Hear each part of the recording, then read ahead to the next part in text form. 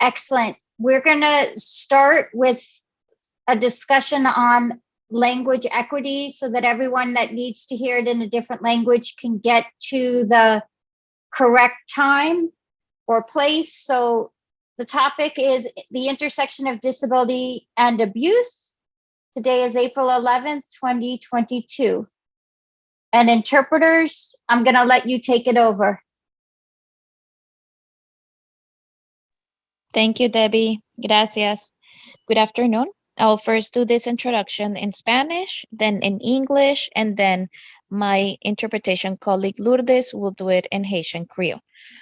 Buenas tardes, mi nombre es María Angélica, mis pronombres son ella y ellex, y hoy estamos proveyendo interpretación en español y en criollo haitiano con MARP Language Services.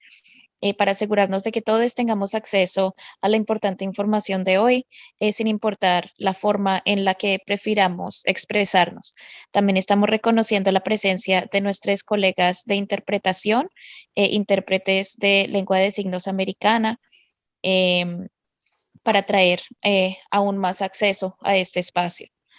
Si usted desea escuchar en español, puede hacerlo haciendo clic en su computador, abajo a mano derecha en el globo que dice interpretación. Ahí elige el idioma que prefiere y le recomendamos que no silencie el audio original. Si está conectándose desde su teléfono, usted puede tocar la pantalla de su teléfono, abajo a mano derecha toque los 3 puntos que dicen más, elija interpretación de idiomas y ahí elige el idioma que prefiera. Esas instrucciones también las estamos poniendo en el chat. Y si tiene algún problema o pregunta acerca de la interpretación, por favor déjenos saber en cualquier momento durante la reunión en el chat y con mucho gusto les ayudaremos. Gracias. Good afternoon. My name is Maria Angelica. My pronouns are she and they.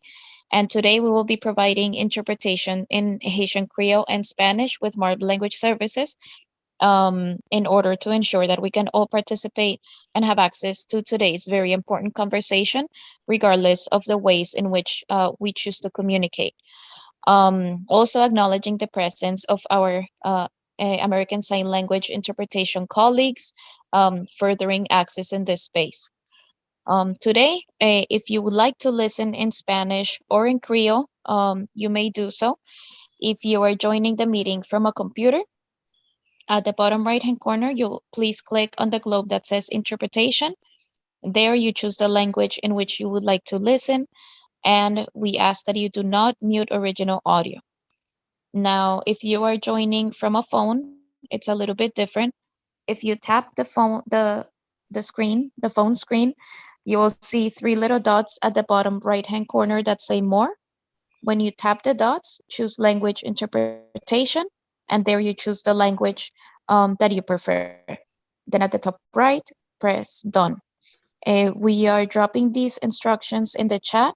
If at any point in time you have any questions or issues with your interpretation, please let us know in the chat and we will be happy to support you. And now I pass the mic on to my colleague Lourdes. Merci. Bonsoir tout le monde. Nan pam c'est Lourdes avec MARP Language Services et après-midi ça, c'est plaisir pour moi avec Deborah pour nous assurer interprétation pour nous dans langue créole haïtienne. Donc, langue disponible, différentes langues disponibles sur l'espace là, une façon pour tout le monde une chance pour entendre et puis participer dans la langue yo pi à l'aise là-dedans là. Donc, dans l'espace ça, il y a 3 langues, anglais, espagnol et puis créole haïtien. Donc, si vous pas parler tous les 3 langues, on a demandé pour choisir un canal que vous pi à l'aise là-dedans là. Donc, si c'est créole haïtien parler, donc, et vous allez regarder en bas à droite sur l'écran là, ou après globe terrestre là, ou cliquer sur lui et qui li marque interprétation, ou cliquer, on va choisir créole haïtien et puis on va tomber dans le canal haïtien quand on attendez tout ça qui va passer dans l'espace là sur plateforme là, dans langue créole, dans langue paola. Donc, et si vous même vous attendez tout sur téléphone intelligent, on a demandé pour garder en bas à droite jusqu'en bas, après 3 petits points qui dit moi, on va cliquer sur là, voilà, mais non page que tu as une option pour interprétation. Nan, wap klike sur option interprétation, et puis so pou choisir encore créole haïtien, et puis là, on regarde en l'air, sous bord droite écran, ti écran téléphone intelligent, wap on va qui écrit done, qui avec un checkmark, wap cliquer sur lui, en façon pour capable tomber, et puis s'arrêter dans le canal haïtien. Donc, pour qu'il y ait une meilleure sonorisation, n'a demandé s'il te plaît, on va mettre audio original là sous silence, parce que dans le cas, on va pas attendre ni anglais ni créole là, donc pour pas vraiment interrompre so attendez ya ou mettez audio original là sous silence de façon pour qu'attendez à 100% en créole ça cap dit dans espace ça dans moment ça. Donc si pour faire ça nous demandons prendre petit temps pour faire ça kounia pour tomber dans le canal là et puis ça pour participer avec nous dans langue pola dans langue créole. Donc sous cas n'importe petit problème ou pas qu'à entrer voilà on information pour nous sur chat là et puis ça yon nan nous avaye do yo pral mettre information ça qui j'en pour accéder à interprétation sur chat là tout ou même tout capable lire et puis ça ou ka fait et tape ça pour compte pour entrer dans le canal haïtien. Nous disons déjà merci pour présence et puis ça bonne participation à tout et un chacun. Thank you and over. Thank you so much. We are going to continue talking about effective communication and inclusive communication. But before I continue, I just want to say hi and tell you my name is Debbie and tell you that I'm going to be turning off my camera and I'm going to ask everybody else to turn off your camera unless you're speaking. And this is to help make sure that the people that need to see the American Sign Language interpreters can. So we will turn back on the cameras later on. But for now, we're going to turn off the cameras so that we can focus on the presentation. All right, so let's continue. You'll see that we talked about language equity in terms of Spanish and Haitian Creole, but we also have, Fred, can you please put yourself on mute? Thank you. We also have 2 American Sign Language interpreters. They will be rotating every 20 minutes or so that they take a break and switch back and forth. We will also have closed captions available, and there has been a link placed in the chat box that you can use if you want to see the captions, or you can turn them on at the bottom of your Zoom system and you can click the captions on. And I believe I see them on my screen. I don't know if you can see them on my shared screen, but they're showing on my screen as well. If for some reason you have a question or a concern, please unmute yourself and talk. Sharon is here, Allison is here, and we will listen and help you if you need help. Also, Sharon and Allison will be monitoring the chat, so you can put comments in the chat. I won't be able to see them because I'm sharing my screen, but they will let us know if something comes up that you need help with. Also, please, when you do speak, try to speak slowly and clearly because we have multiple different types of interpreters that need to interpret what you're saying. And speakers, if you speak too fast, they're gonna let you know, say slow down a little bit so that we can make sure that we're interpreting everything that needs to be interpreted correctly. As you know, this is the second of a 3-part series of trainings. The first training we did on March 21st on housing. The second training we did on it today, April 11th. And today we're going to talk about the intersection of disability and abuse.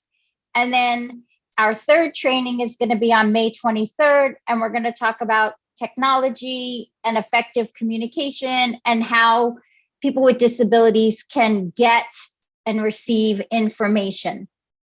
The first training, the video of the training is already on our YouTube channel, both on DIG's YouTube channel and Catalyst Miami's YouTube channel. The video has American Sign Language interpretation and captions in the video, and you can watch them if you missed the first training or want to go back and look at something that we talked about. I have a link to how you get to that at the end of this training. We have a resource page with the links on how to access the trainings. And this training should be done and on the YouTube channel by the end of the week or early next week, so that you can continue to access these trainings after today. This project is called the Enable Project, and it is sponsored and funded by the Ford Foundation. And our main group that is in charge is Catalyst Miami. And we're going to talk more about all the partners that make up the Enable Project at the end of the training. But because it's a grant funded project, we always put the grant funding language in our presentations and acknowledge our funder. Now, before I begin today, I want to explain to you all of the other accessibility features that we're going to use today for this presentation. First, as you've already heard, we take language equity very seriously, and the presentation is being conducted in English, but people can also listen to it in Spanish and Creole. And we have the captions on the bottom and the ASL interpreters on the screen.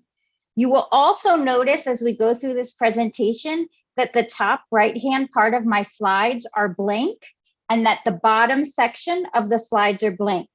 This has been done intentionally because, as I told you, once we're done, we're going to have a video with the sign language interpreter and the captions embedded.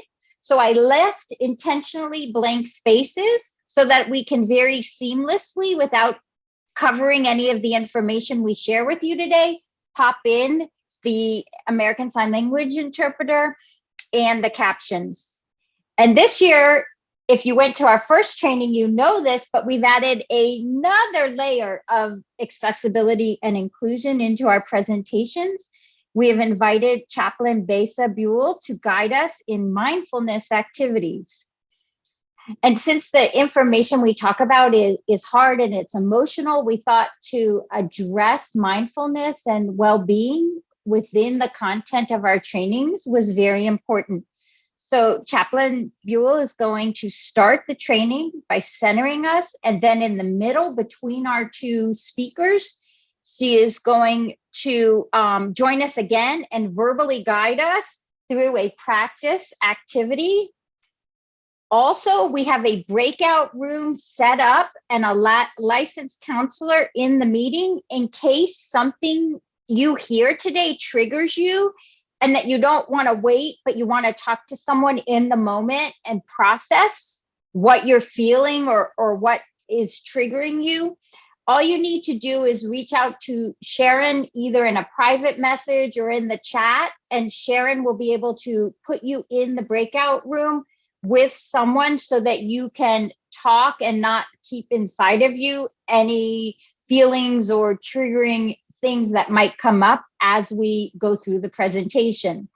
So after all of these introductions and information, we're finally ready to begin. I would like to introduce Chaplain Besa Buell and let her take over.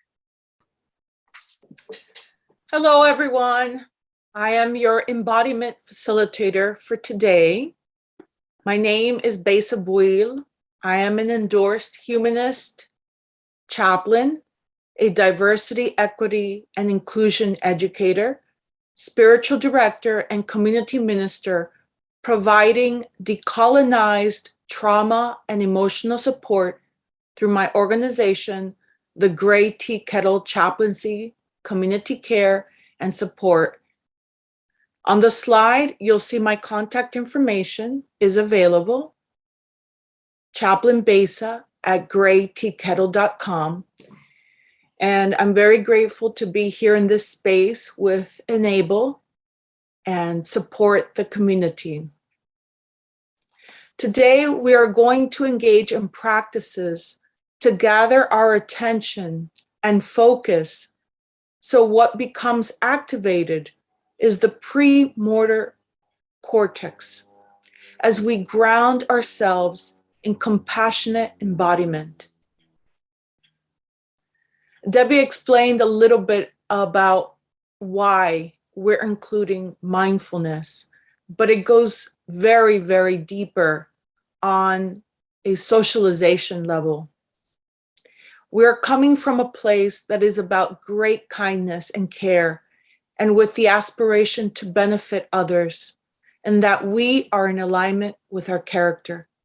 So it's important as a chaplain to create a container of safe space, because during our program, you may find yourself triggered. We each come from different situations and trauma that we have experienced throughout our lives. So having this container of safe space is important, and you are aware of what you can expect in our time together. Sacred space. This will be a safe place. This will be a sacred and holy place. And that just means a place set apart, a place without time, a place where we are all welcome, feel seen, heard, and supported. Now, as a group, we're going to set the intention that today we're going to practice together to witness each other's humanity, stories, and journeys. We open our hearts to be present and open. We understand that this will not instantly remove the pain and trauma we have experienced throughout our lives. However, today we make an intention to shift so that it will be a soothing balm to reset our souls and community. Now, let us take a moment to reset our nervous system to be present together. So I want to invite you to get as comfortable as you can and adjust yourselves in your seat as you are able, setting your feet on the ground if all possible, and aligning your body so that way you have a clear passageway for breathing. And you're going to take 3 cleansing breaths. We're going to start taking 3 cleansing breaths through our nose and expel them as strongly as possible through our mouth. This is a way to remove any stress and tension that we are holding in our bodies and become present to this moment. So that way we can place our attention to listen to all the speakers. And at your own pace, we can begin our breathing. Inhaling deeply and expelling through the mouth. Again, inhaling deeply and exhaling through the mouth. Again, inhaling deeply and exhaling through the mouth. And stay in this moment, connecting to whatever you're feeling in your body. Maybe you feel discomfort. Maybe you feel excitement. But notice how your body is feeling in the chair that you're in. Notice your feet on the ground. It may feel cold. It may feel like your warm shoes. But feel them underneath your body, touching the ground. Next, we're going to take a little bit of tension from our head area. And so I'm going to model it for you first, and then I'd like you to accompany me. So we're going to take our hands as best as you can, always doing what you are able. And you're going to gently squeeze the top of your head And as you squeeze the top of your head, placing your attention there, the only thing that you're paying attention to is your head. And then you're going to touch your forehead. And you're going to place your hands there for a moment.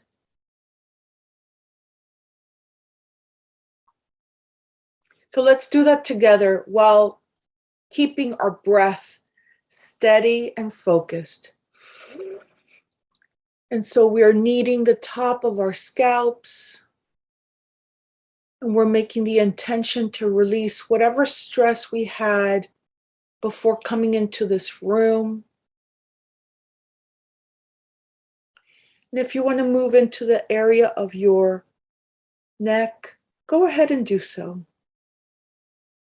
But make conscious effort to feel the sensations of your fingers touching and kneading your scalp. And then place your hand on your forehead and continue to breathe. And I want you to now come back into this space, putting your hands down, and reflect for 1 minute and observe what has come up for you while you did that exercise. It could be a physical sensation, a memory, an emotion, a thought. Let's take a moment just to bring it to our awareness and continue breathing.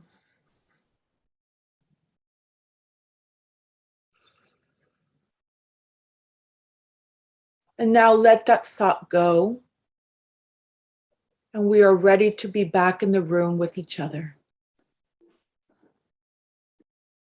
Thank you so much, Besa. That is a great way for us to start our training today.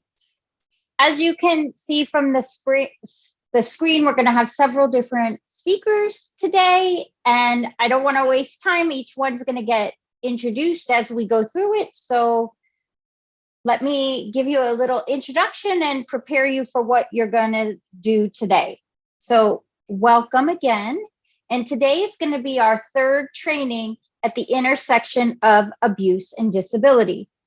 In the first training, we discussed sexual assault and domestic violence and how both impact people with disabilities. We discussed how the abuse might present differently for people with disabilities and certain signs and signals to look for. And then the next year, we did a second training and we used our Miami Inclusion Alliance liaisons to go more into detail. And we discussed what happens in court when someone tries to get a protection order. We discussed how someone could get an accommodation to go to court. And we had attorney Steve Paulson from Legal Aid discuss the legal process. Today, our Miami Inclusion Alliances are back. Their liaisons are back, and we're going to continue to discuss abuse and disability.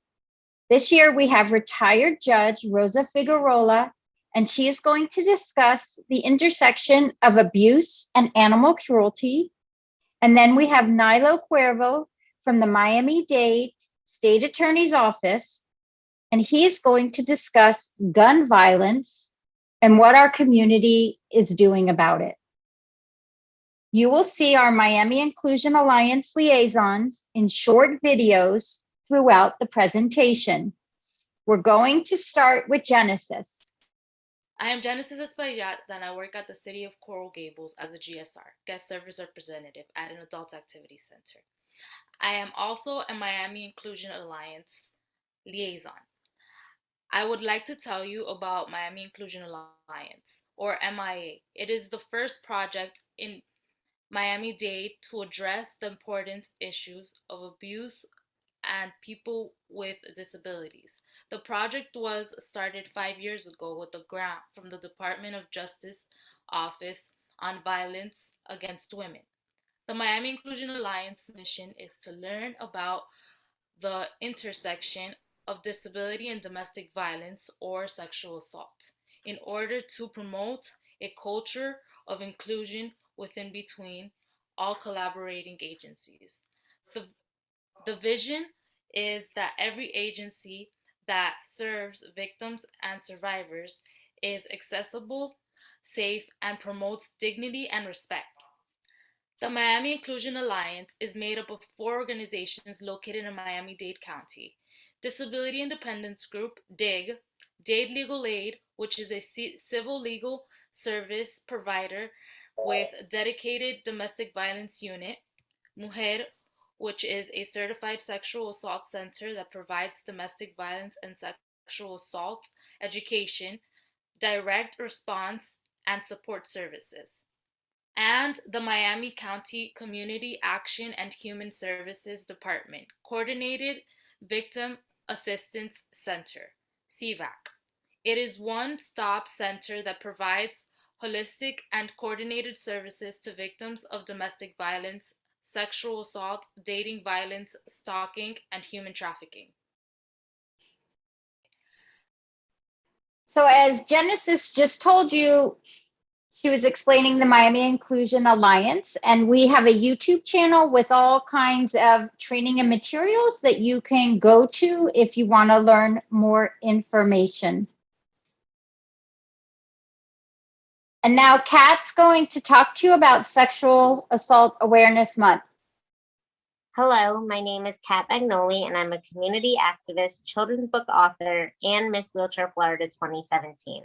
I'm also a proud member of the Miami Inclusion Alliance Liaison Team. Many of you might not know that April is Sexual Assault Month. Every April, people across the United States raise awareness about sexual violence, how to prevent it, and how to support those who are affected by it. The first year it was formally celebrated was in 1971, when advocates first organized to bring this topic into the light. Because of that advocacy, Congress passed the Violence Against Women Act in 1994, and it was reauthorized by Congress this year and signed by President Biden. This act brought millions of federal dollars to communities to support victims of abuse. In our community, this movement helped us establish a safety net of services that is helping thousands of victims each year. Hello. So as we know, and you've heard us say before, people with disabilities are more likely to experience abuse than people without them. There are approximately 61 million adults living with a disability in the United States, or just over 25% of the population. As we've told you before, people with disabilities often remain marginalized and hidden from society's view, especially when we are discussing sexual assault and domestic violence. A lot of times they stay hidden and don't get the services or help they need. In our next video, Carmen's going to give you some more information and statistics. Hello, my name is Carmen Peralta, and I am a senior employment consultant at Best Buddies, and I also participate in the MIA Liaison Program. Research indicates that people with disability face significant increased risk of abuse. Recognizing that fact will help us as a system to address it. The data is powerful, so we want to share some of it with you. 92% of women with disabilities ranked violence and abuse as their top priority of topics affecting their lives. Women with disabilities are at least 2 times more likely to experience abuse. 97 to 99% of abusers are known and trusted by their victims and survivors with an intellectual disability. This increase in risk crosses all racial and ethnic groups. Hello. Remember, if you're triggered, we're here to help and listen. Now, Rachel's going to introduce our first speaker. My name is Rachel Seiler, and I work for the Center for Independent Living of South Florida. and Community Outreach, and I'm a Miami Inclusion Alliance liaison. I would like to introduce our first speaker today, Judge Rosa Figueroa. Judge Figueroa recently retired as a circuit court judge assigned to the probate division in Miami-Dade County, Florida. She also served in the family, domestic violence, and criminal divisions of the court. Judge Figueroa has participated on several committees and boards to help educate judges and stakeholders regarding issues surrounding domestic violence cases. My name is Rachel. Okay, Judge, you get to turn on your camera and start. Welcome, and thank you again. Thank you very much. And I just want to take a note to state how impressive the presentation has been thus far. It's a pleasure and an honor to be here. If we can go to the first slide. I'd like to welcome everyone and just a little bit about my involvement on this particular issue as it deals with domestic violence and animal cruelty. As you heard, most of my years on the bench were dealing with families afflicted with domestic violence and in the child welfare system. I became involved with a national organization of family and juvenile court judges, and it was through my contact with them that there was a presentation made on the link between animal abuse and children's abuse that really was a huge eye opener for me. And as a result of that, it's been a growing passion of mine to bring this issue to the forefront and there is a growing recognition of the link and the importance that it demonstrates. So during this presentation, we have certain learning objectives. What I'm hoping that we gather from this is to understand the animal bond and human bond. And it is a bond because it's definitely a relationship between the animal and the human. Understand the link between interpersonal violence and animal abuse, and understand the significance of recognizing that link, why we need to understand it in order to promote safer and healthier environments for both humans and their animal companions. We can go to the next slide. Throughout this presentation, you'll see that I'm going to use elders, persons with disabilities, and vulnerable or at-risk adults interchangeably. The term is really meant to include all of these groups. Next. So why do we need to understand the link, and how do we understand it? Understanding the link is understanding the link between an elder and their pet and generations in a family, between inhumane treatment of animals and inhumane treatment of elders, and understanding the link between the agencies and individuals concerned about the welfare of elders, the safety of the community, and the fair and equal justice for all involved. And why is it so important to understand it in this terms? It's because we need to understand the dynamics of what's happening in a family holistically.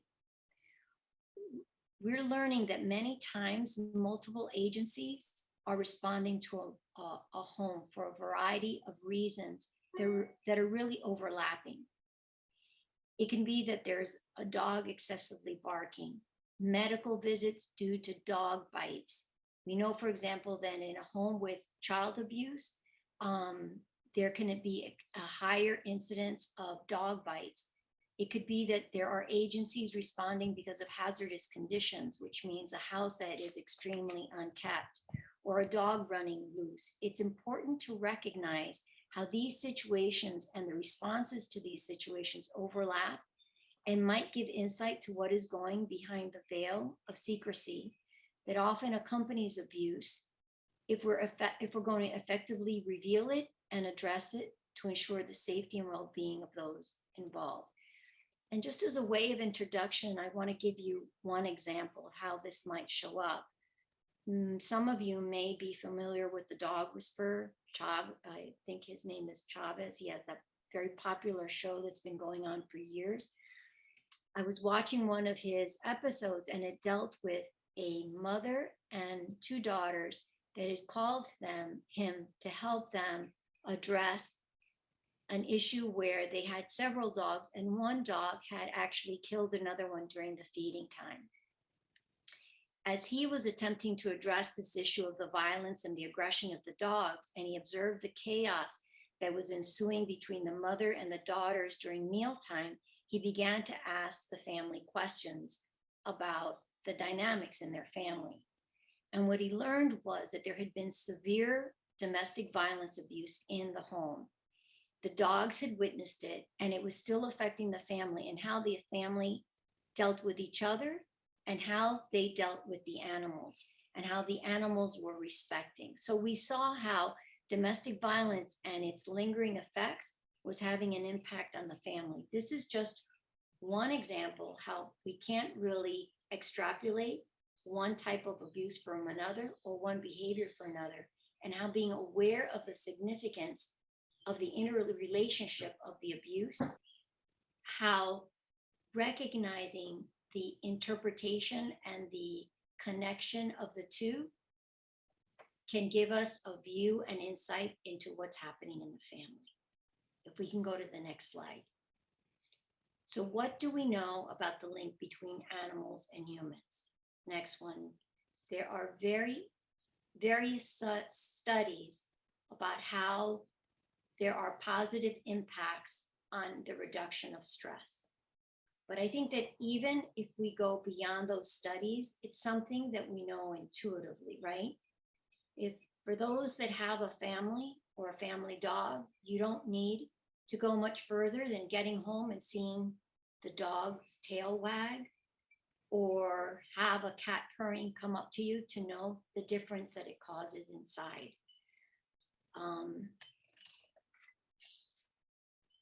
It gives elders something to care about or to care for, long or cluck.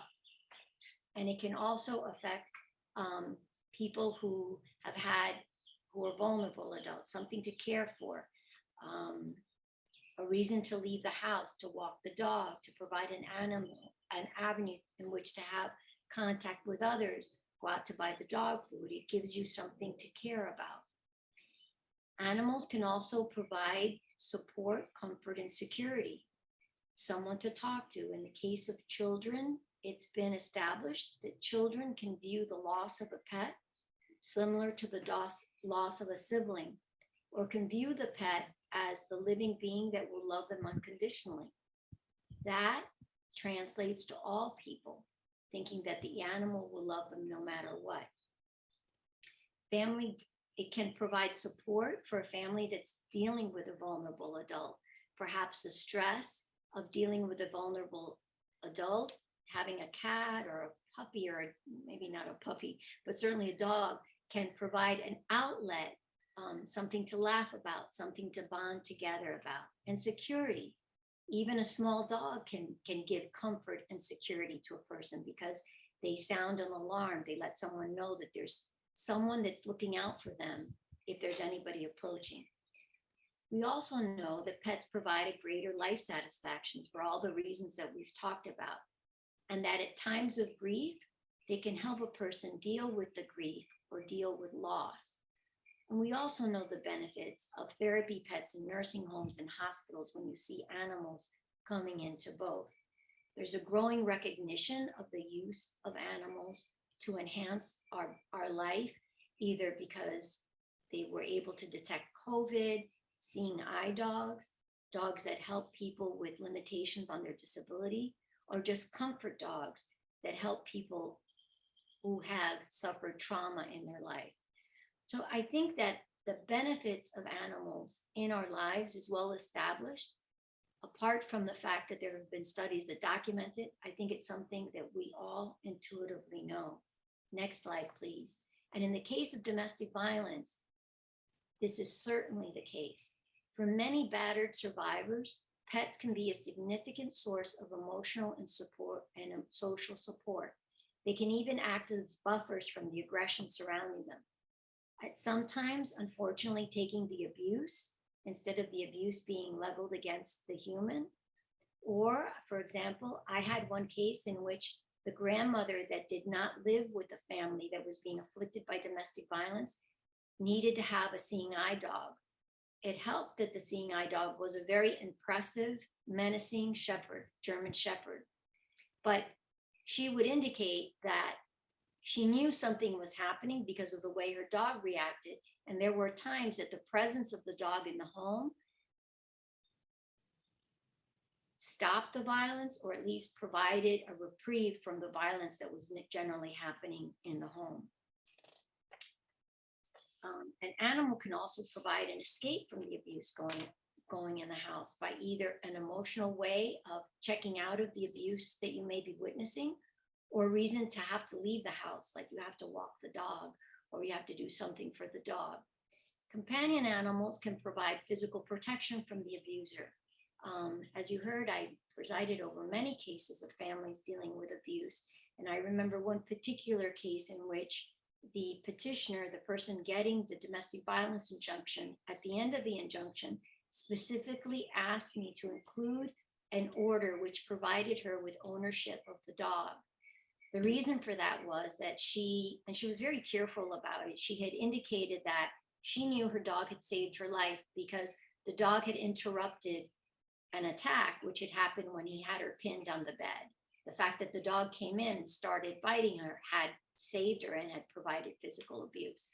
So as we can see, this natural bond, the natural fact that animals enhance the lives of people, is also very, very clear in domestic violence cases, where survivors who are often suffering from great trauma and who perpetrators can manipulate their feelings, may be willing to excuse their actions, a batter's actions upon themselves, but may find it harder to excuse when the violence is perpetrated against their animals.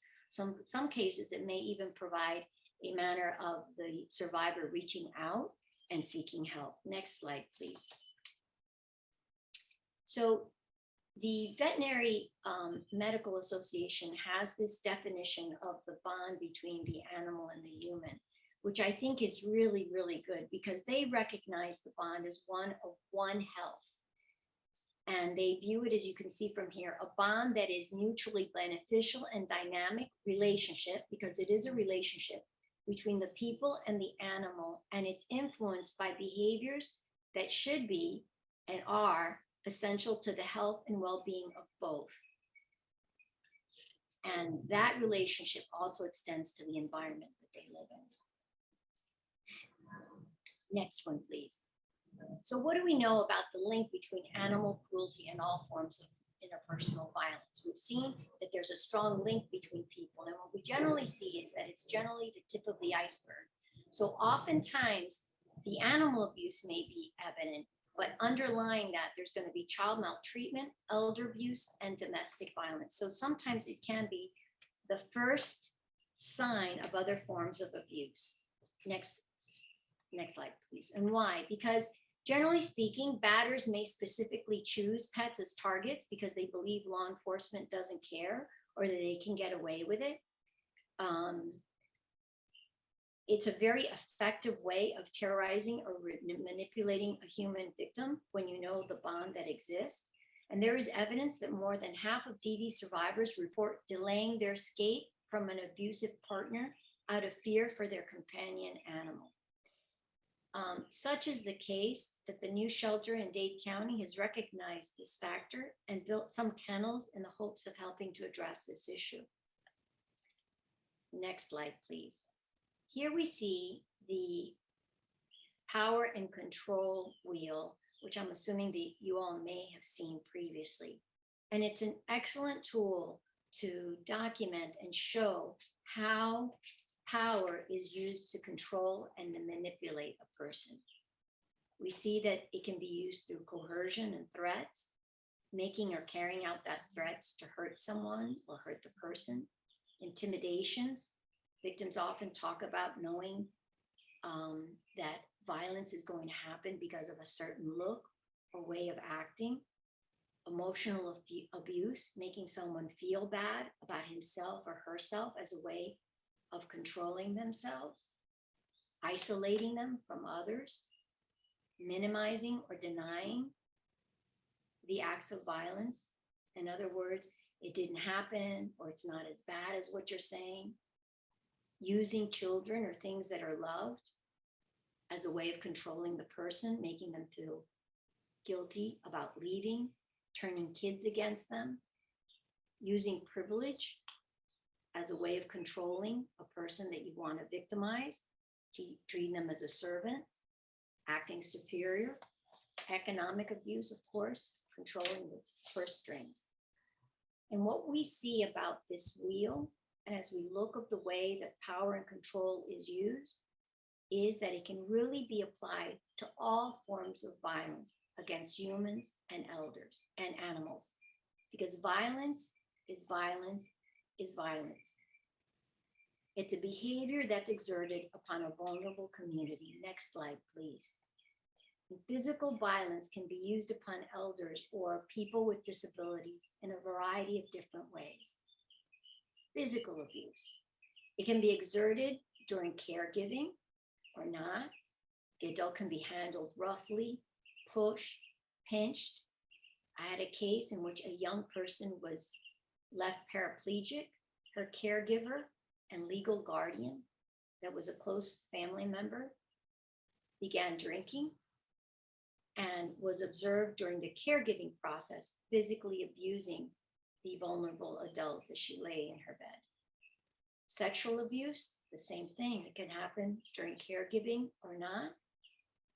Perhaps, and we don't like to talk about bestiality, but using an animal, putting the vulnerable person in situations that are uncomfortable in order to witness things that make them feel bad, in order to feel humiliated.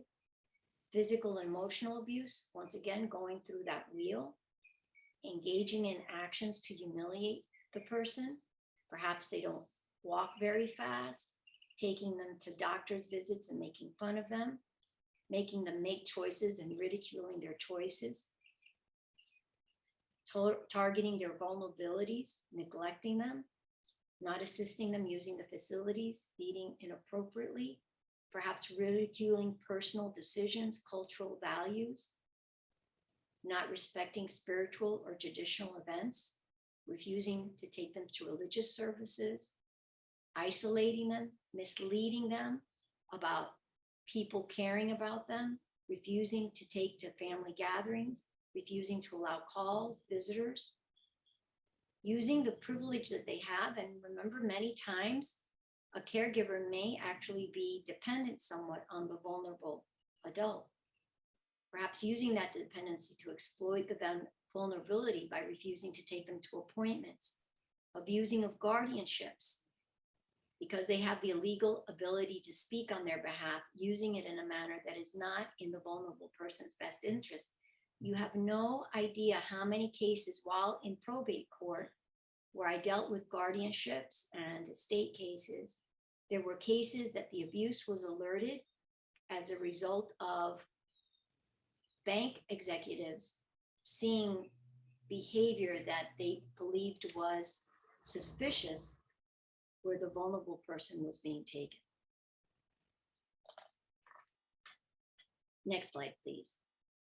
Additional issues that may enhance domestic violence for vulnerable population is guns, COVID, and natural disasters. Next, in the case of guns, we know that guns, the mere presence of a gun makes, and I know that you're going to get much more information about this later, but makes a victim 5 times more likely to be murdered, and over half of victims murdered were murdered with a gun, showing the lethality of domestic violence heightened with the presence of the gun. Next slide. COVID, the impact of COVID on the use of violence was noted. We had an increased inability to investigate cases because people were naturally isolated. There were difficulties in placements when relocation was necessary. There were extended stays in hospitals, reduction of available placements. Adult care facilities were closed, and doctors were doing more remote visits.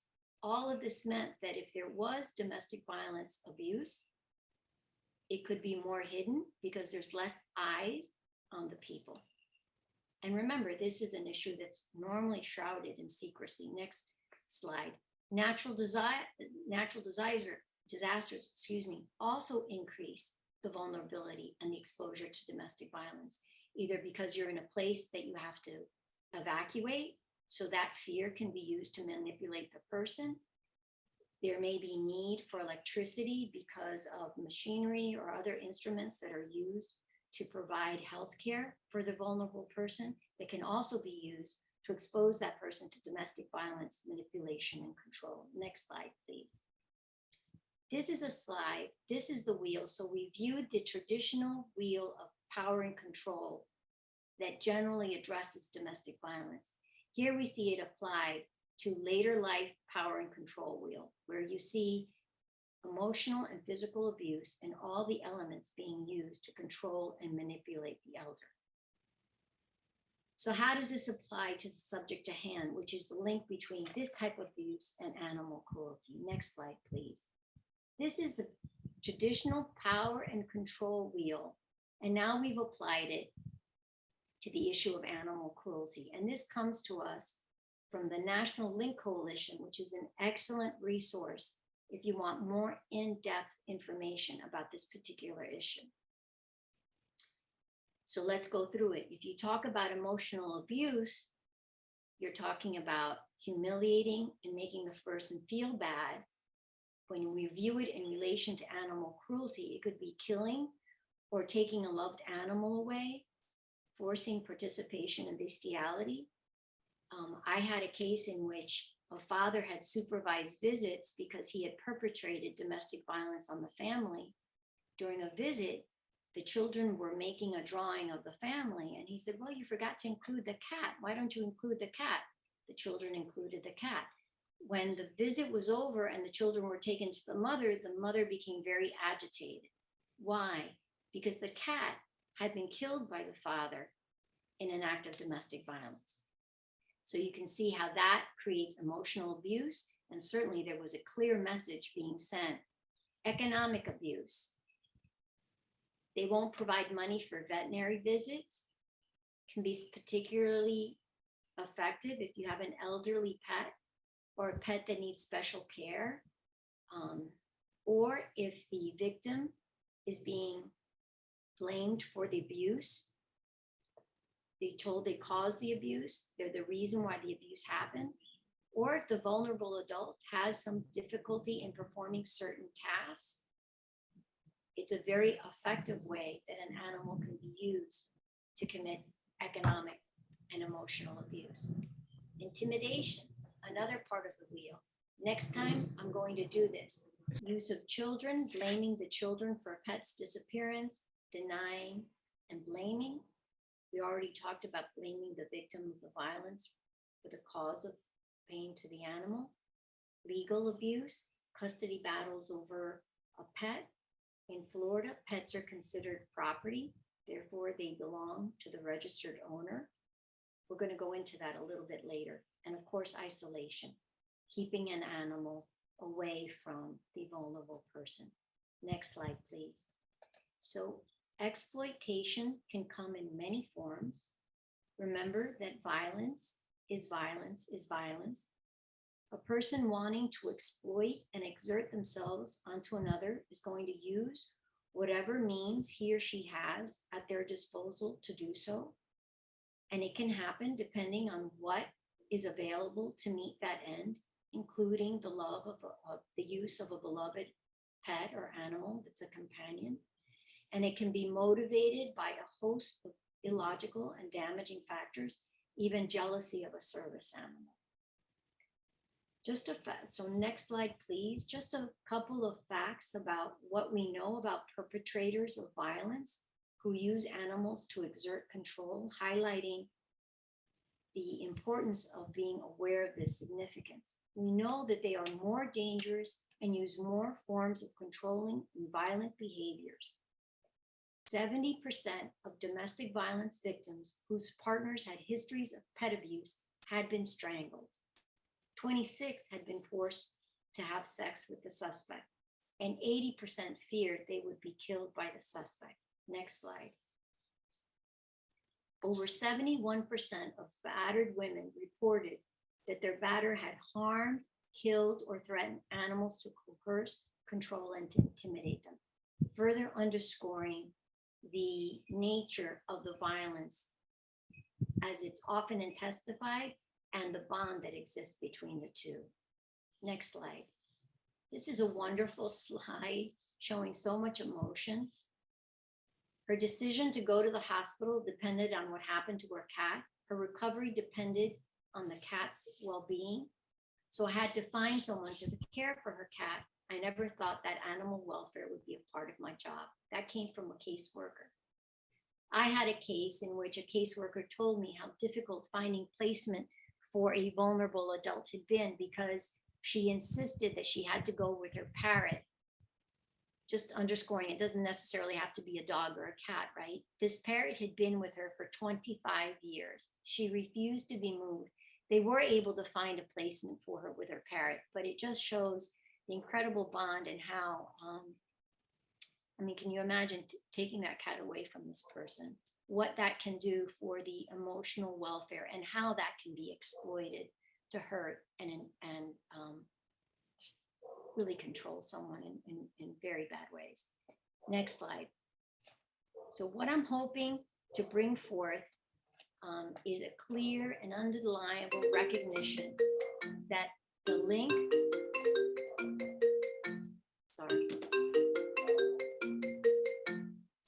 about the link that exists between animal abuse and interpersonal violence. When animals are abused, people are at risk. And when people are abused, animals are at risk also. Next slide.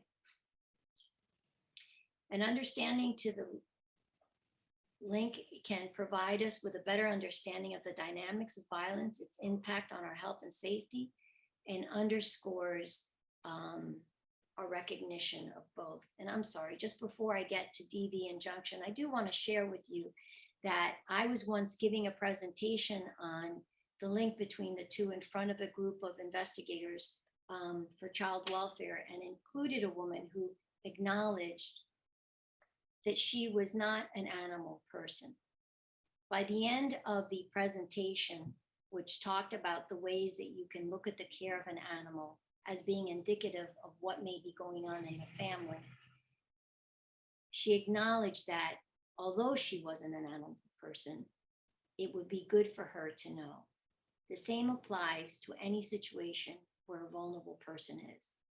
If there's a pet that appears to be malnourished, tied up outside for excessive periods of time, excessively barking, or is uncontrollable, remember about the story about the dog whisperer?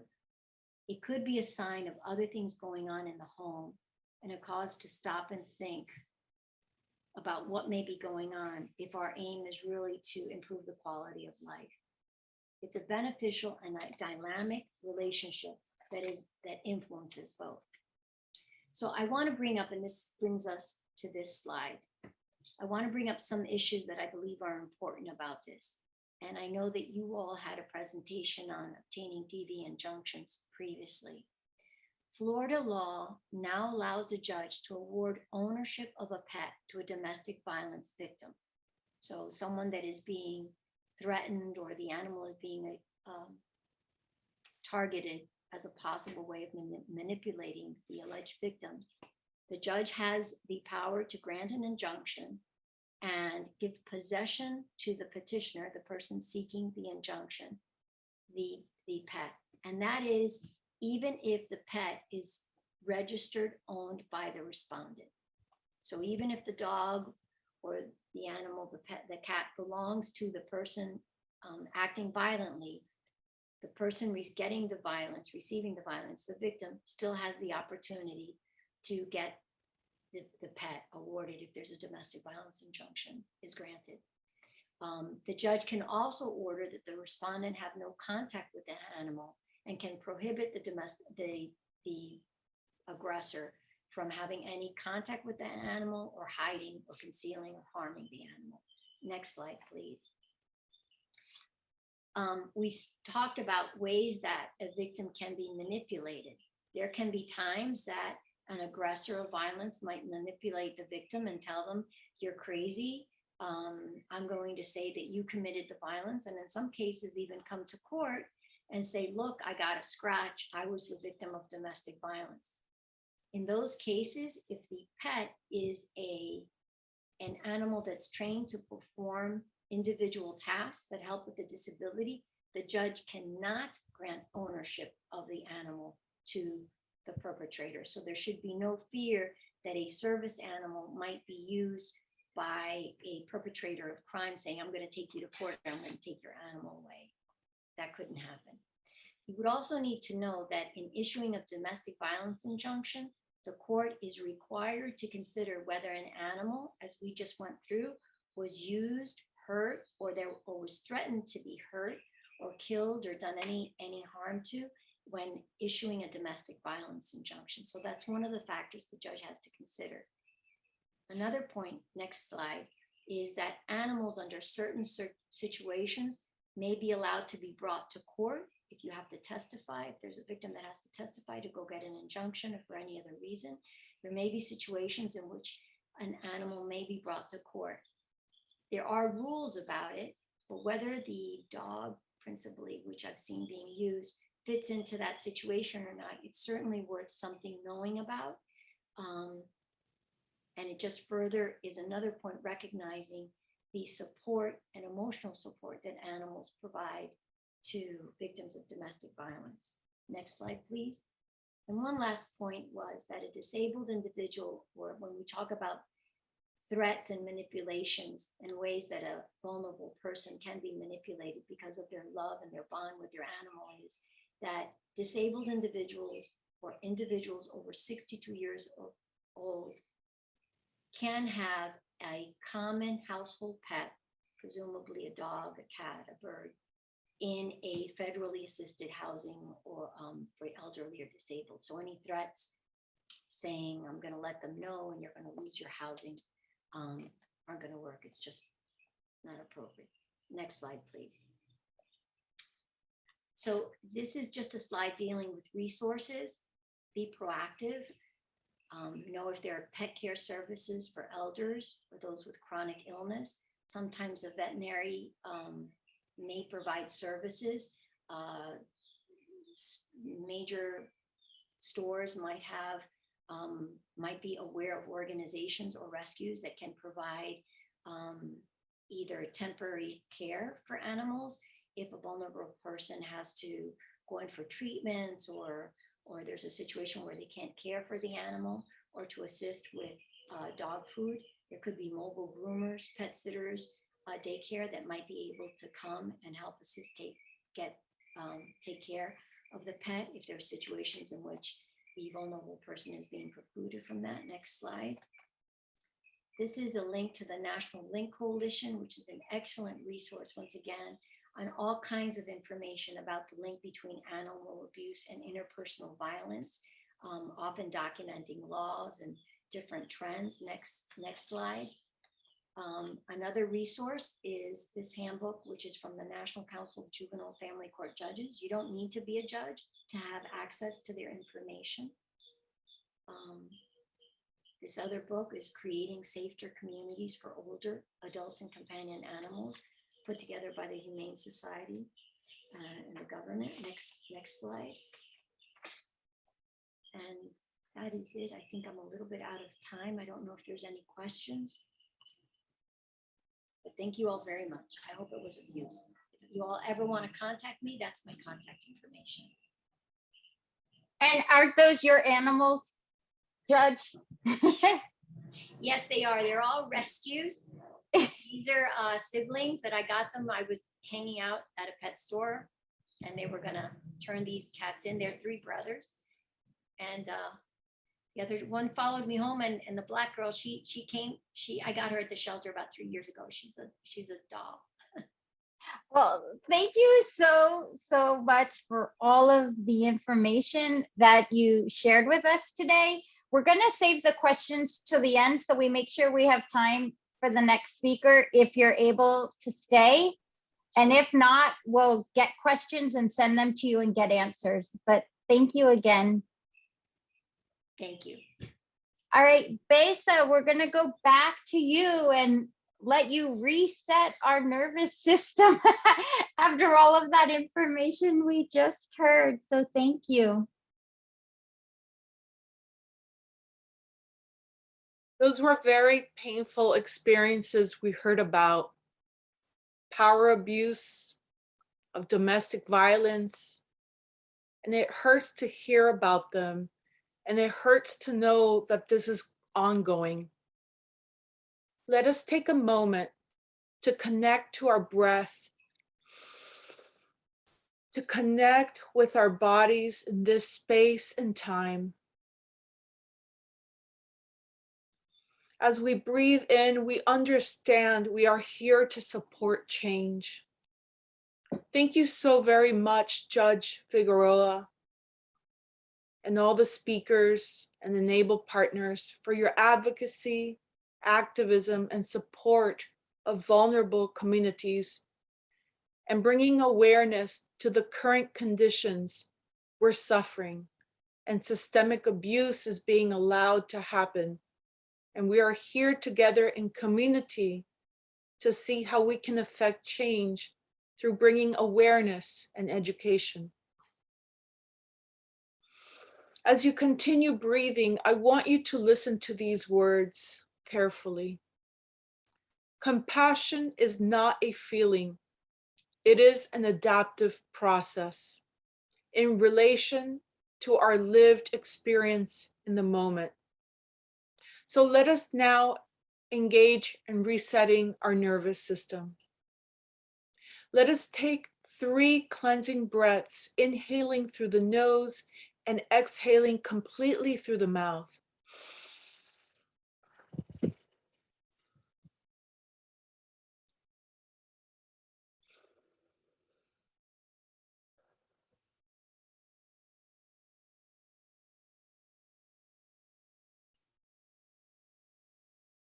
At this next breath, dropping into your body and then making an intention to notice where you feel tension in your body.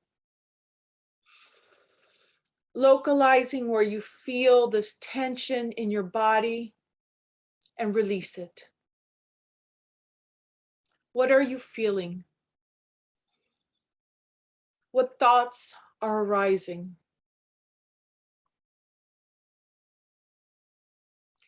Now, I want you to close your eyes and actively listen.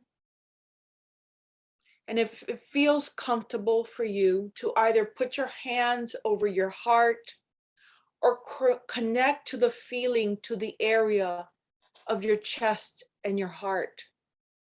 And I want you to take in these words as I repeat them and just focus on your breath and taking in these words. May I be well, loving, and peaceful. May all beings be well, loving, and peaceful. May I be at ease in my body, feeling the ground beneath my seat and feet, enjoying my breath as it rises and falls and rises. May I know and be intimate with body, mind, whatever its feeling or mood, whether calm or agitated, whether tired or energetic, whether irritated or friendly. Breathing in and breathing out, breathing in and out, aware moment by moment of the risings and passings of my breath. May I be attentive and gentle towards my own discomfort and suffering. May I be attentive and grateful for my own joy and well-being. May I move towards others freely and with openness. May I receive others with sympathy and understanding. May I move toward the suffering of others with peaceful and attentive confidence. May I continually cultivate the ground of peace for myself and others, and persist mindful and dedicated to this work, independent of results. May I know that my peace and the world's peace are not separate, that our peace in the world is a result of our work for justice. May all beings be well, happy, and peaceful. Reflect for 1 minute and putting your hands back on your lap or wherever they need to go. And observe what has come up for you. It could be a physical sensation, a memory, an emotion, a thought. Using no judgment, just notice what came up, listening to our presentations. And let your breath wash away those experiences. Now take a breath and feel yourself sitting in your chair and back in the room together. Thank you. Thank you so much. Now we're ready for our next speaker, Nilo Cuervo from the Miami-Dade County State Attorney's Office. Nilo, I'm gonna let you continue. Please turn on your camera so the language interpreters can hear you and see your face. And just tell me next when you're ready to switch sides and you're set to go. Thank you.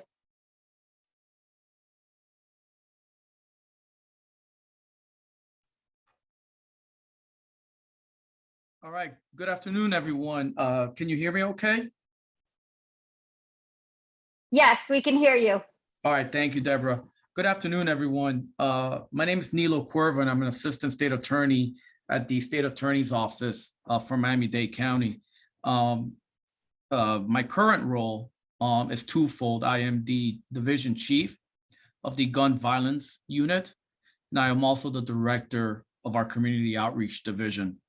So it is my job, number one, to prosecute violent crimes that occur in our county. Sometimes that includes domestic crimes. And as the director of community outreach, it is also one of my duties to speak to certain organizations such as this one and let you all know what we do at the State Attorney's Office, what our mission is, and how we are doing our best to prosecute crimes in our county. So I want to talk a little bit about just number one, the number of homicides that occur every year that are domestic related. And here you have a chart that goes from 1999 to 2020. And essentially there you're seeing the total number of homicides in Miami-Dade County in the left column. Then in the middle column, in the middle column is the number of homicides every year that are domestic related. And finally, in the third column, what you'll see is the percentage of domestic violence homicides as a part of the whole. And from what you see there every year from 1999, we've had anywhere from 22, 23 to about 41 domestic violence homicides in Miami-Dade County. And as a percentage, as you can see there, it's typically anywhere from 12 to about 19%. So those are, the raw numbers in terms of the number of domestic violence homicides every year. Next slide, please. There's a couple of things that I want to discuss as we talk about domestic homicide facts. Number one is, the homicide itself. But number two, there's always this underlying issue of abuse that comes up in a lot of these cases. But just a couple of quick stats before that. Number one, more than twice as many women are killed by their husbands or boyfriends than are murdered by strangers. And then finally, firearms are frequent weapons. They are the most single common weapon used in a domestic violence homicide is a firearm. Sometimes knives are used, but the one you see the most often are firearms. Next slide, please. But one of the things that I really want to talk about is the effect that it has on children. One of the things that we know both through the science and both through my number of interactions with victims of violent crimes is that a lot of times children are involved. And so let's talk about what happens with that. A lot of times you'll see that those who perpetrate domestic violence, meaning those who are guilty of committing domestic violence, a lot of times they themselves were abused as children or witness abuse as a child. A lot of the victims of domestic violence, unfortunately, have also witnessed domestic violence as a child or were victims themselves as a child of domestic violence. What does this mean? Well, it means that unfortunately, children who are witnesses to domestic violence, number one, have a higher tendency of themselves becoming involved in domestic crimes when they are older. Number two, they have a higher tendency of becoming a victim of domestic crimes when they are older. Next slide, please. And this kind of puts it into perspective. Every year, about 3 million children are exposed to violence by family members. 3.3 million children. That's every single year. In homes where partner abuse occurs, children are statistically 1,500 times more likely to be abused. So what is that to say? Is where there is an abusive parent in any relationship, that parent is, statistically speaking, if they abuse the spouse, they typically also abuse the child if there is one in the home. And finally, 40 to 60% of men who abuse women also abuse children. So statistically, this is hurting children a lot. Next slide, please. So when children are in fact victims, 90% of them are under age 10 and 56% of them are under age 2. So we are talking about infants.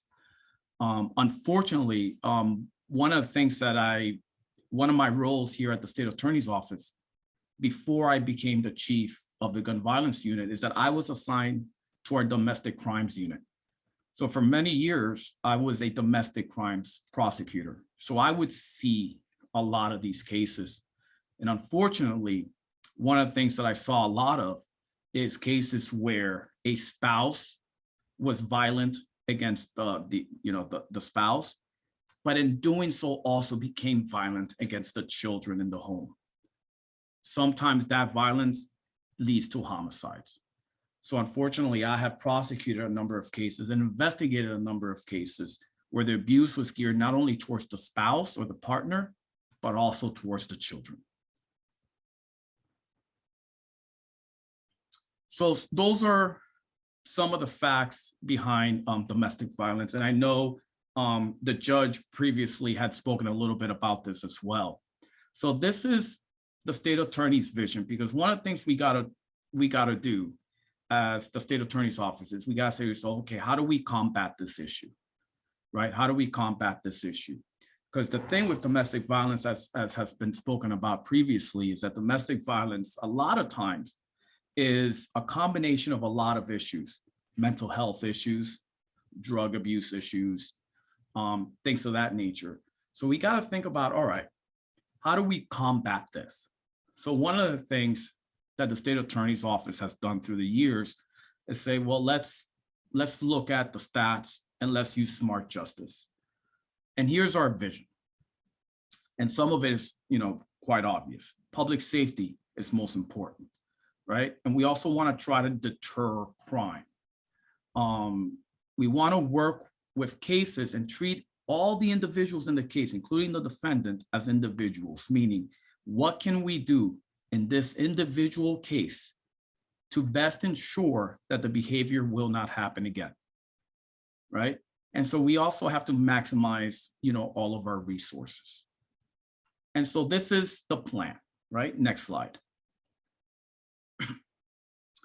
One of our initial plans is what we call Smart Justice. And let me talk a little bit about what this means, because we have a number of programs within our Smart Justice portfolio. Next slide.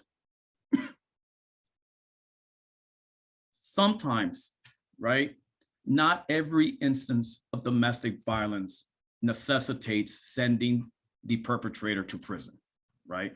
So what we've done, right, throughout the years with the help of the court system is to create a number of courts that are specifically designed to deter future conduct. What do we mean? So we have here in Miami-Dade County what we call drug court. That is exactly that. Sometimes people are charged with certain offenses, right? And again, these are for folks who have been arrested for the first time, who have no serious prior criminal history, but they have been identified as somebody having a drug problem. So through the drug court court, what we do is folks who go to drug court have the opportunity to, number one, get treatment. And number two, if they do the treatment, they complete the treatment, their case gets no pros, meaning the case gets dismissed. That's just, our community is better for it. Why? Because now we have somebody who was a drug user or a drug abuser who is no longer using drugs. That is good for that person. That is good for the community. And that is good for that person's relationship with others. We also have mental health court. Again, similar to drug court, sometimes folks are arrested. Again, these are folks with no previous criminal convictions, and they're identified as somebody as having a mental health issue of some sort, right? And so what we do in those situations is that those defendants are evaluated, and then they go to mental health court where, again, they get treatment, right? They get treatment. Make sure that we are really battling whatever mental health issues are afflicting that person. If they complete the program, excuse me, again, that case is dismissed, right? So again, we've helped out somebody by making sure they get the treatment that they need and that they're better for it. Our most recent problem-solving court has been Veterans Court, and the name says it all. Sometimes we get veterans, right, who come back home from serving overseas, right? And they come with their own mental health issues, substance abuse issues, and sometimes they come into trouble with the law. So Veterans Court is designed to specifically help these folks, right? It's help these folks assimilate back to civilian life and look into whether it be their drug issues or their mental health issues. And if they complete the program, again, their case becomes dismissed. And then finally, the last thing we have is diversion. And again, diversion comes in many ways, but again, it's for folks who have no prior criminal conviction, right? But they come to the court having been arrested. And instead of saying, listen, we're going to convict this person, make them an adjudicated felon, sometimes they just need diversion. And diversion can come in the form of drug court, mental health court, veterans court, but diversion can also come through other forms, meaning having them do community service, right? Having them pay restitution to the victim of the crime, having them stay crime-free for a certain amount of time. And if they do all those things, again, their case could get dismissed.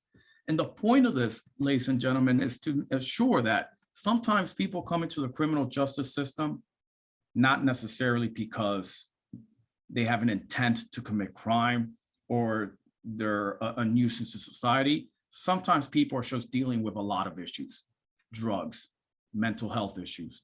So these are problem-solving courts. Next slide, please. Unfortunately, sometimes we have more violent crimes, homicides, attempted murders, things, those types of crimes where diversion court is just not appropriate. And so either this is a more violent crime, or the person who committed the crime has previous convictions or previous arrests. Now we got to deal with them in a more punitive fashion. And what the state attorney's office has done, the state attorney has created a number of units that are specifically designed to battle gun violence, right? And violent crimes. Here at the state attorney's office, we have a domestic crimes unit. So a lot of the cases involving domestic crimes, specifically homicides and attempted homicides, they go directly to our domestic crimes unit. Why do we have a domestic crimes unit? Well, number one, we have ASAs, meaning prosecutors who are specifically trained on how to investigate and litigate these types of cases. But we also have domestic crimes unit because we also have victim specialists who help and assist the victims of these crimes getting through the court process, right? So we have victim specialists that specifically reach out to the victims, making sure they're okay, making sure if they need services, that we partner them with agencies throughout the county to make sure that they get the help that they need. We also have the Gun Violence Reduction Initiative, which is the unit that I am chief of. That is a unit where we are specifically seeking violent felony offenders who are using guns to commit crimes, right? And so that is looking for the worst of the worst. We are looking for offenders who have criminal histories who are committing gun violence. And the point is to get those dangerous folks off the streets. We also have a gangs unit. Again, those are a unit that's specifically designed to look for gangs, right? Or group motivated violence, right? And to make sure that not just the one offender who pulls the trigger is brought to justice, but the entire group, gang, or affiliation that helped him commit that crime. And we also have a career criminal unit. The career criminal unit is designed for exactly that. It's for folks who now have extensive criminal histories and need the consequences of those crimes are higher, either because they're habitual offenders, meaning they have multiple convictions to their records. Next slide, please. Now, we talked about, well, sometimes you have somebody who's new to the criminal justice system, and that person doesn't need to become an adjudicated felon, right? Sometimes we got to help folks, right? Then we talked about, well, sometimes it's beyond that. So now gun violence unit needs to get involved, or the domestic crimes unit. But another service that as the state attorney's office we offer are services to those folks who have already been convicted of a crime or been arrested of a crime, but in a way have turned their life around. So what we've done is started serving those folks as well. Next slide, and I'll tell you how that works. The state attorney here in Dade County some years ago started what she calls the Second Chance Program. So what is the Second Chance Program? Well, the law allows that for somebody who's been arrested for certain crimes, but was never convicted, the law allows for that record to be either sealed or expunged. The process can be a little technical, can be a little tedious, and can be a little lengthy. So one of the things that the state attorney has done is created an in-house program where we go to the community. The state attorney's office goes into the community. We'll go to local organizations, local parks, right? And we will help folks seal and or expunge their records. Why do we do this? Because sometimes folks who have criminal arrests on their record, even though they were never convicted, makes it very difficult for those folks to get a job, to apply for housing, to apply for a mortgage or a loan, to get into the military, or to get into an educational program such as college or nursing school, right? And so we try to take away that hurdle. We try to take away that hurdle and help them move forward with their lives, because that arrest, even though it's not a conviction, can make one's life very difficult. So let me give you just a couple of examples. We had a seal and expungement event just last month. And one of the young men that we helped is a young man who was about 22, 23 years old. He came with his dad. And he wanted to get into the military. He had been trying to get into the military, wanted to serve his country, as his dad did, but he couldn't get in because of this record. Otherwise, the military had told him, listen, you're a great candidate. We want you in, but this arrest makes it very difficult. So we were able to seal and/or expunge his arrest that happened years ago, and now he can enter into the military. We also had this last time around an older gentleman who himself has served in the Vietnam War. But back many decades ago, he had an arrest that never led to a conviction.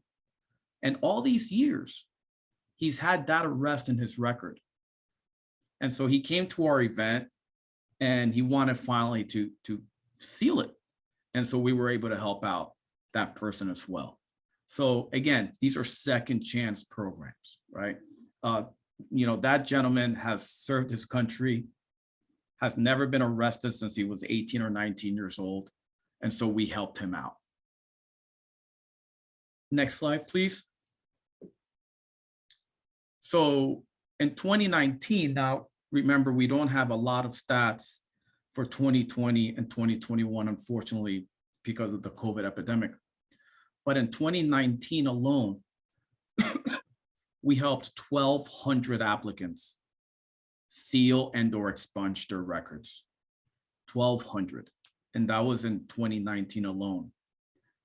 As of 2 months ago, we started going back out to the community and re-engaging in these seal and expungement events. So we're doing them again, and we do them every month. And what we do, we pick a different part of the county every month and bring our services. Next slide, please.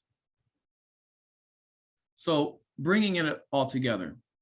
So it's essentially a 3-step vision, right?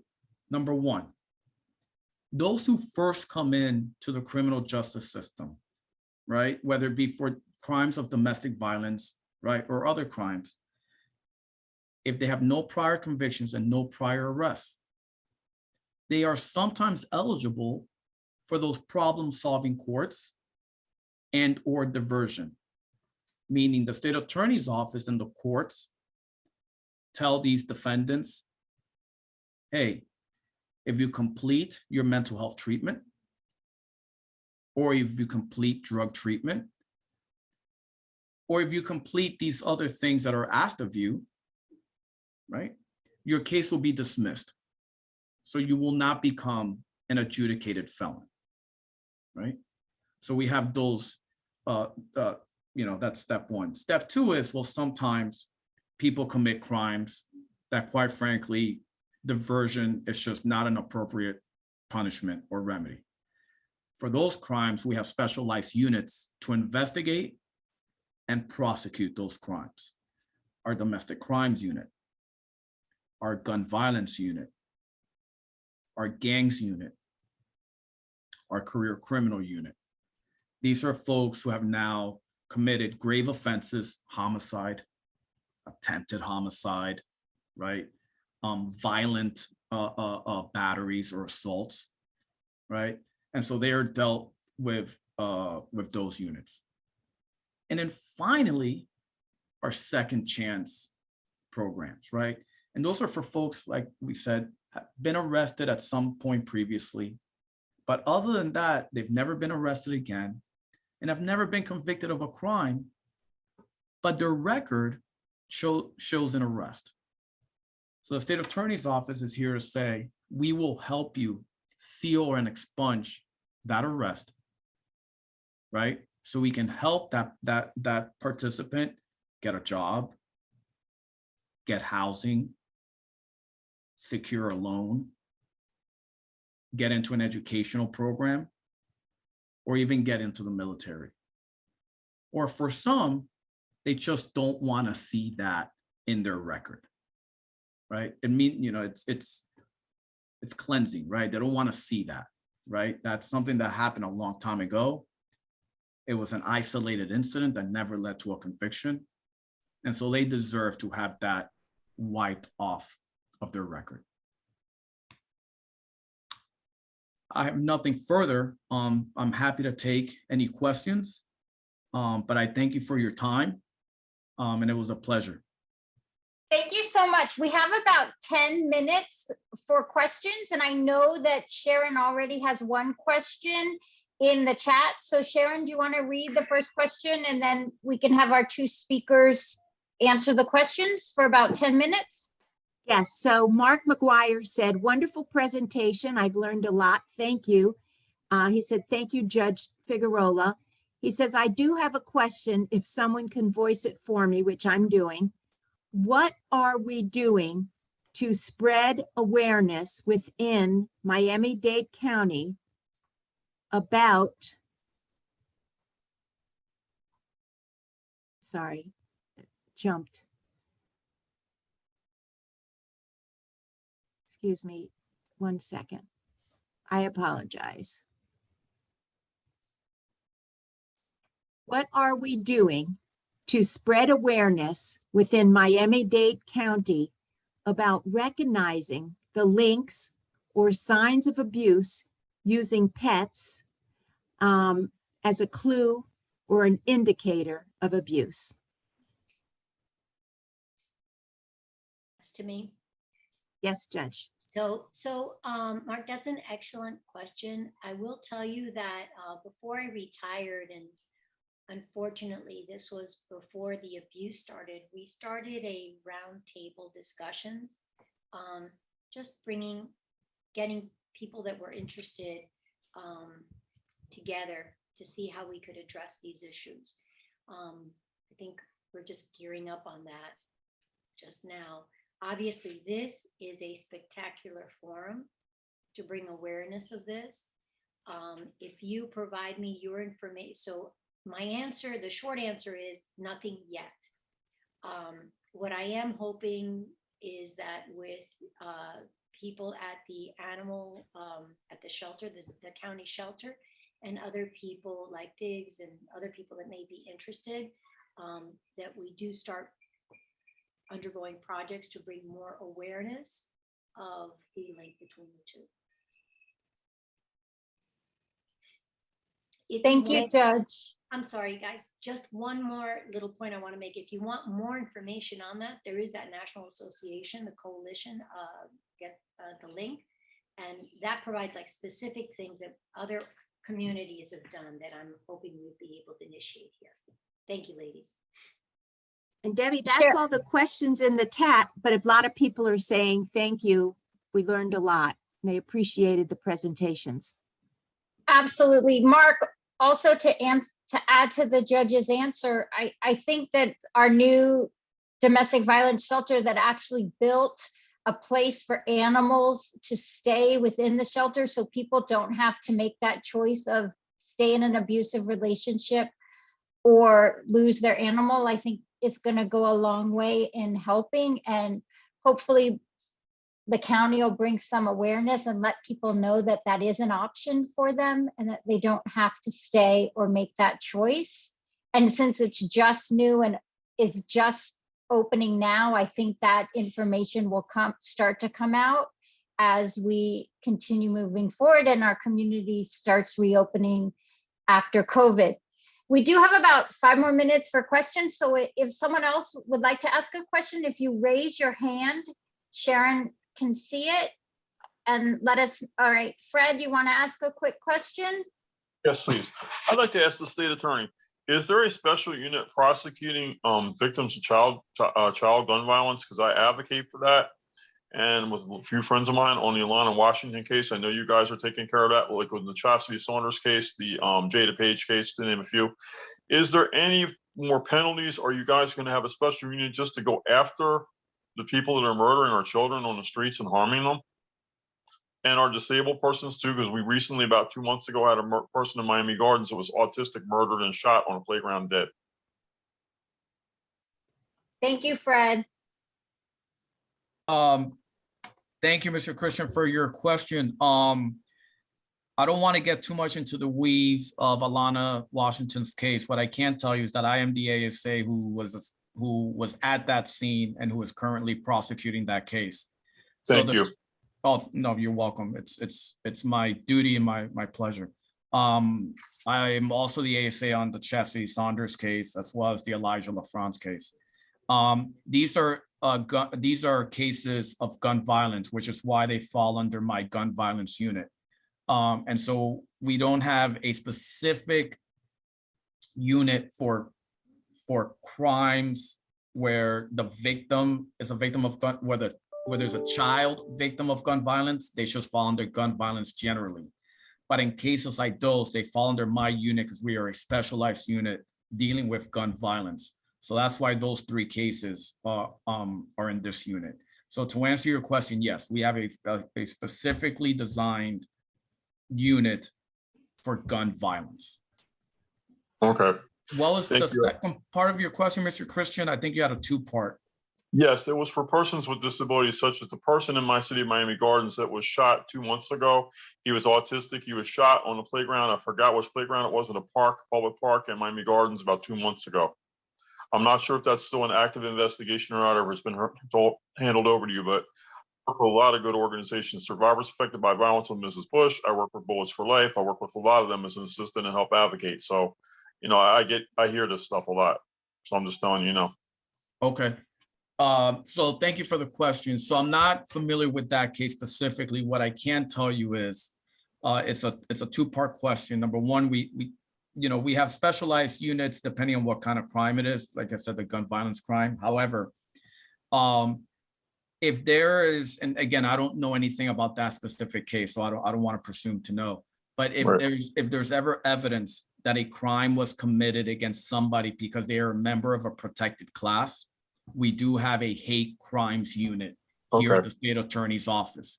So if the evidence shows that somebody committed a crime against somebody else because of their race, gender, religion, or disability, we have a specific unit designed for exactly those types of crimes. It's called the hate crimes unit. And we have any gun violence against a person with disabilities would be covered under that. It depends. It be covered under gun violence, or if there's evidence to suggest that the crime was perpetrated specifically because the victim is disabled, or because of their race, or their sexual orientation, then it may go to our hate crimes unit. We don't know yet from what I've heard, but basically I did hear that the person at ASD, which is autism spectrum disorder, and he had no idea. We don't know who was shooting at him, but basically I'll just tell you this. We had no idea who was shooting at him, and he basically had no idea to protect himself from the gunfire. He was a sitting duck because of his disorder. Okay. What I can do, Mr. Christian, I'll look into that case and make sure that there's somebody assigned to that investigation. Obviously, we can't talk about open investigations, but what I can tell you is I will certainly look into it and make sure that somebody's one of our ASAs is working with the police department to investigate that case. Thank you. Thank you so much, Mr. Attorney General. I do appreciate it as a disabled advocate. I appreciate it. Susan appreciates it. We all do. Thank you. No, thank you for your question. Thank you. Debbie, there are no hands up. Any other hands up? Excellent. Thank you. If you have another question, please put it in the chat and we will get an answer for you.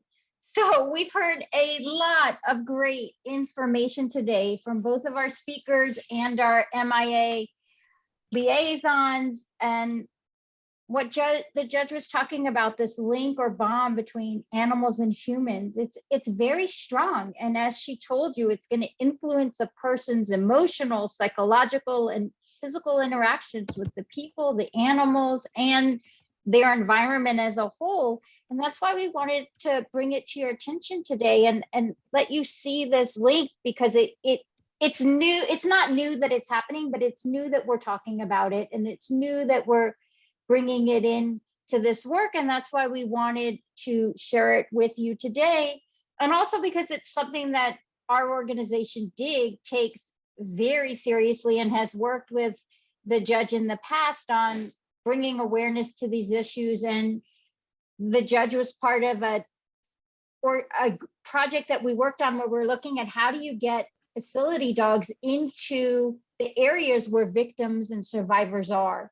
And we actually did a pilot project where we put a facility dog in Christie House, which is our child advocacy center for children that suffer sexual abuse. And the dog, Pedro's his name, he goes to work every day and he's there for the children, whether it's when they tell their story, when they're getting therapy, if they have to go to court. And our plan, our goal is that ultimately they'll be in the state attorney's office. They might be in the public defender's office. They'll be in the places where survivors, victims, children's are, because we know how important that connection with animals are and the power it gives people to be able to talk about what's going on. And then when we heard from our Nilo talking about what's being done to make sure that there's systems in place, not only to make sure that people get treated the way they need to be treated, but also that there's resources for people too. And you have these alternative options and you have these diversion programs and you have all of the things that Nilo talked about, so that we're holistically looking at what's going on in our community and looking at multiple ways to stop the violence, and especially the gun violence. Now, for our last part of our presentation, because I can continue to talk about this for hours, as I'm sure other speakers can, I want to circle back, as I started, to our Enable project partners, because it's not just DIG, it's Catalyst Miami. They are the ones that are in charge of this project. There's the Center for Independent Living of South Florida, who got us our captioner today, and our American Sign Language interpreters, my organization, Disability Independence Group, Advocacy Network on Disabilities, who has counselors available if we have problems or need someone to talk to, our Enable Project advisors, which include Mark, who asked a question today, Fred, who asked a question today, and Besa, who brought us the mindfulness throughout the presentation. So we're a group that's growing, and what is the Enable Project Partners. I always like to show you a calendar of events. If you remember from our first training, we talked about the Tenant Bill of Rights, and there's a public hearing happening on April 14th, which is later on this week. If you want to go and can go and show support, if you reach out to us, we can get you more information on that. Also, May 1st through 10th is the 10 Days of Connection that is done in conjunction with Radical Partners and many organizations throughout the community. And as part of that, the Enable Project is having an event called Lean on Me, an inclusive musical experience. This is happening on May 5th. The event's going to start at 1 p.m.